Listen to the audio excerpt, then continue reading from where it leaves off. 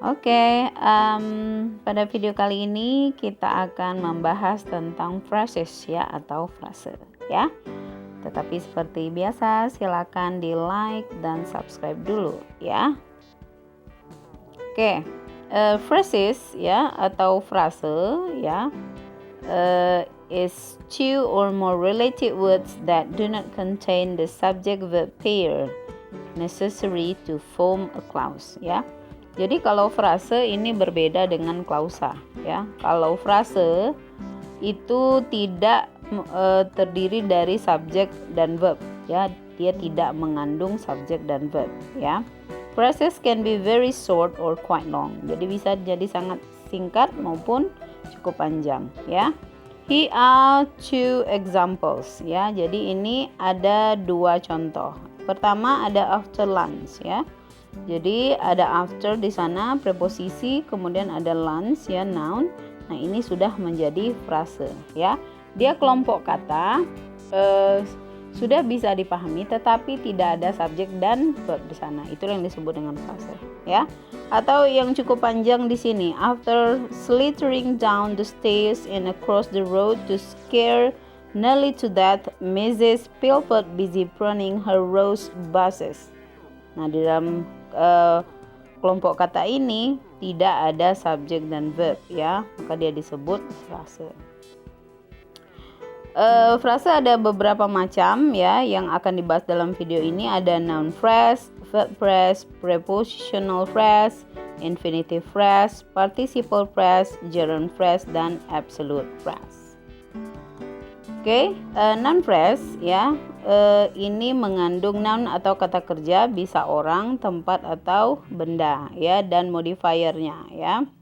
Jadi polanya secara umum ada optional modifier ya, kemudian diikuti noun dan optional modifiers lagi ya. Contoh, the shoplifted pair of jeans ya. Nah di dalam contoh ini pair adalah noun ya. The shoplifted of jeans itu adalah modifier ya.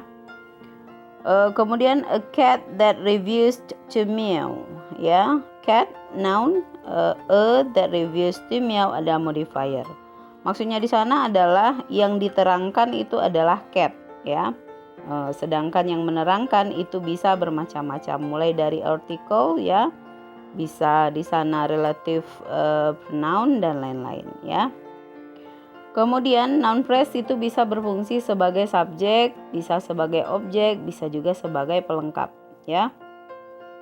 Pada contoh pertama ini sebagai subjek ya. The shoplifted pair of jeans caused Nathaniel so much guilt that he could not wear them ya. Jadi dalam kalimat tersebut dari the shoplifted pair of jeans itu adalah subjek ya. Dan di sana adalah noun phrase yang dipakai. Kata kerjanya adalah caused ya. Nah begitu. Kemudian ada contoh kedua.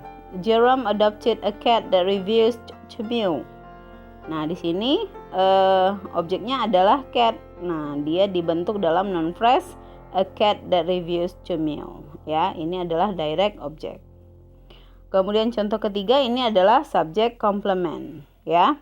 With her love of Shakespeare and knowledge of grammar, Jasmine will someday be a great English teacher ya.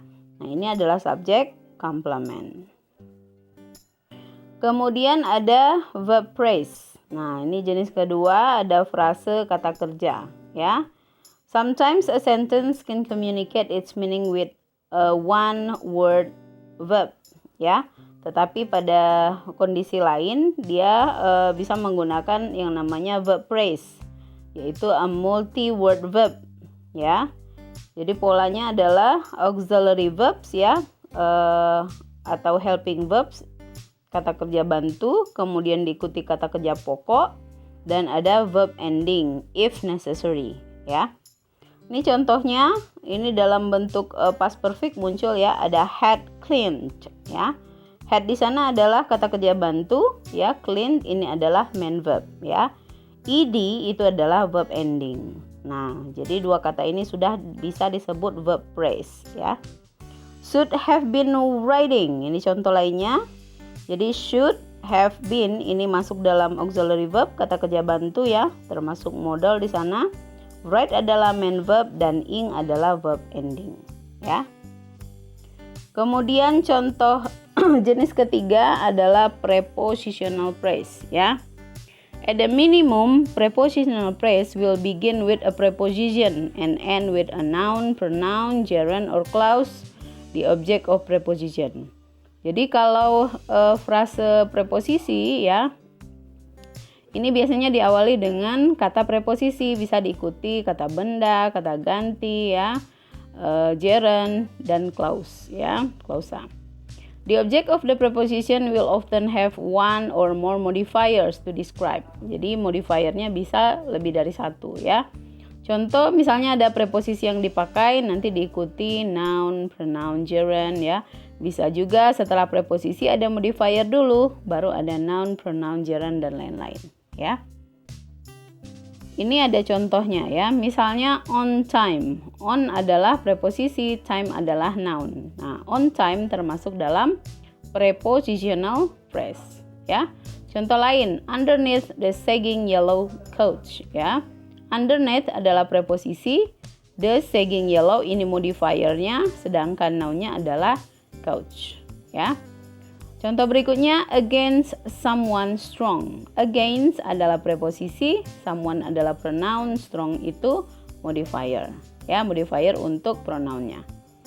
Ada contoh berikutnya, from eating too much. Ya, from itu adalah preposisi, eating ini adalah gerund ya. Kata kerja yang dibendakan berfungsi sebagai noun ya. Kemudian ada too much sebagai modifier. Prepositional phrase ini juga bisa berfungsi sebagai adjektif, bisa sebagai adverb ya. Kalau dia sebagai adjektif, dia akan menjawab pertanyaan which one ya. The spider above the kitchen sink has just caught a fat fly ya. Which spider? The one above the kitchen sink ya. Jadi kalau ada prepositional phrase yang seperti ini, berarti dia berfungsi sebagai adjektif ya. Oke, kemudian contoh berikutnya. The librarian at the checkout desk smiles whenever she collects a late fee. Ya, which librarian? The one at the checkout desk. Ya, ini juga berfungsi sebagai adjektif. Ya. Kemudian frase berikutnya ada infinitive phrase. Ya, an infinitive phrase will begin with an infinitive. Jadi infinitive ini adalah kata kerja dasar ya. To plus simple form of the verb ya. It will often include objects and or modifiers that complete the thought. Jadi biasanya infinitive itu diikuti objek ya dan atau modifiernya. Jadi dia bisa berfungsi sebagai noun, bisa sebagai adjektif, dan bisa sebagai adverb ya. Contoh, to avoid another lecture from Michelle on the benefits of vegetarianism was Aaron's hope for their date at a nice restaurant ya. Jadi dari kata to avoid another sampai vegetarianism ini adalah noun ya. Subjek dari kata kerja was ya. Nah, kemudian contoh berikutnya, Cheryl plans to take microbiology next semester when Professor Crum, a passer-over, is teaching the course ya. To take microbiology next semester ini sebagai noun ya, dan fungsinya di sana sebagai objek dari kata kerja plans ya. Tuh. Kemudian jenis berikutnya ada participle phrase ya. Kalau participle phrase ini biasanya diawali dengan present participle atau past participle ya. Jika present participle ini biasanya diakhiri dengan ing ya. Dan kalau yang past ini diakhiri dengan ed ya. Irregular past participle unfortunately conclude in all kinds of way. Jadi ada juga yang bentuknya irregular atau tidak teratur ya. Since all phrases require two or more words, a participle phrase will often include object and or modifier that complete the thought. Ya, jadi karena semua frase ini biasanya terdiri dari dua atau lebih kata, kadang-kadang dalam participle phrase ini mengandung objek dan atau modifier, biar maknanya lengkap ya.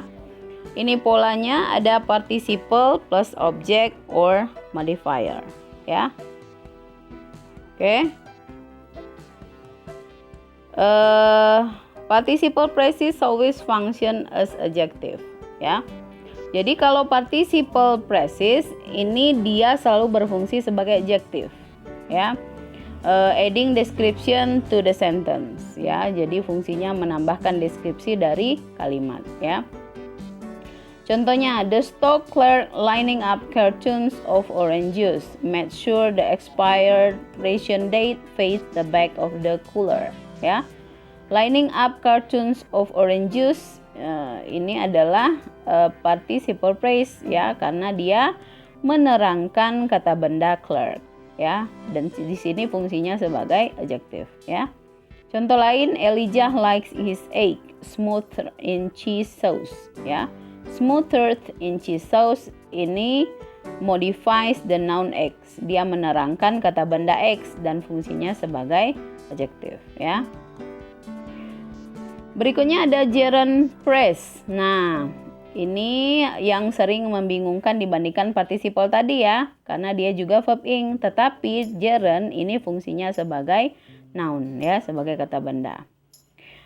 A gerund phrase will begin with a gerund. Nah, gerund ini adalah verb ing ya, tetapi dia sudah jadi kata benda ya.